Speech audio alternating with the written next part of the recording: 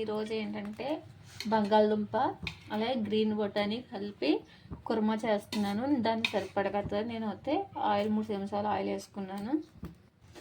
ఇప్పుడు అయితే ఉల్లిపాయలు పచ్చిమిరపకాయలు వేసుకున్నాను. కరివేపాకు ఉంటే కరివేపాకు వేసుకోవచ్చు.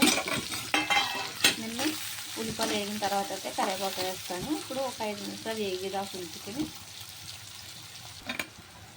ఇప్పుడు కొద్దిగా వేగినాయి కాబట్టి ఉల్లిపాయలు ఇప్పుడు కరివేపాకు అన్నది వేస్తున్నాను. కరివేపాకు వేసిన తర్వాత గ్రీన్ బొటానీ మనకి ఇప్పుడు ఫ్రెష్గా దొరుకుతున్నాయి కాబట్టి మార్కెట్లో ఎప్పుడు చేసుకుంటే బాగుంటుంది. అలాగే అవి వేగిన తర్వాత ఇప్పుడైతే పుదీనా కట్ చేసుకుని వేసుకోవాలి. పుదీనా వేసుకుంటే టేస్ట్ అన్నది బాగుంటుంది. ఒక 5 నిమిషాలు మూత పెట్టేస్తా. ఒకసారి మూత పెట్టి ఇప్పుడు కొంచెం బాగా వేగిందిగా బాగా వేసుకొని కాబట్టి ఇప్పుడు ఆలుగడ్డలు ముందుగా ఉడకబెట్టి ఉంచుకోవాలి. మనకి చికెను మటనే కాదు ఇలాంటి కూరలు కూడా చాలా టేస్ట్ కనిపిస్తాయి.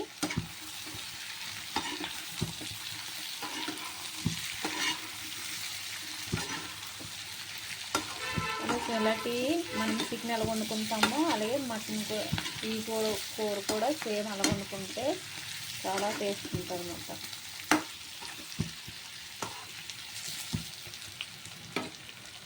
ఇప్పుడు నేను అల్లం వెల్లుల్లి పేస్ట్ అయితే వేస్తున్నాను.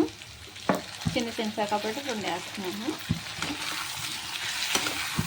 ఆలుగడ్డలు బాగా మెత్తగా అయిపోకూడదు. మనం ఇలా కలుపుతున్నప్పుడు కొంచెం పేస్ట్కుండా అయిపోతాయి.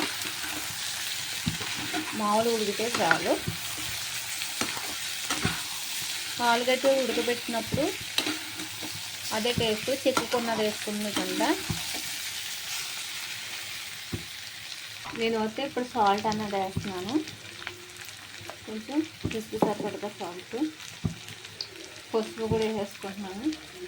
అలాగే గరం మసాలా, కారం అయితే 2 చెంచాలు వేస్తున్నాను. ఒకసారి కలిపేసుకున్నాక నేను అయితే వాటర్ మంచిగా వేసి ఇంకా కొంచెం వేస్తున్నాను. కొంచెం ఉడకాలి. గ్రీన్ బొటానీ వేసాం కాబట్టి ఉడకాలి. ఇప్పుడు పెద్ద మంట మీద ఒక 5 నిమిషాల నుంచి తర్వాత చిన్న మంట మీద పెడతా.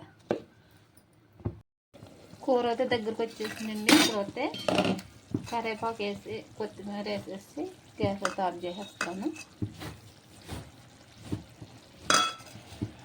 బంగాళదుంప గ్రీన్ బొటానీ కుర్మా అయితే రెడీ అండి. ఈ వీడియో నచ్చితే కనుక లైక్ చేయండి.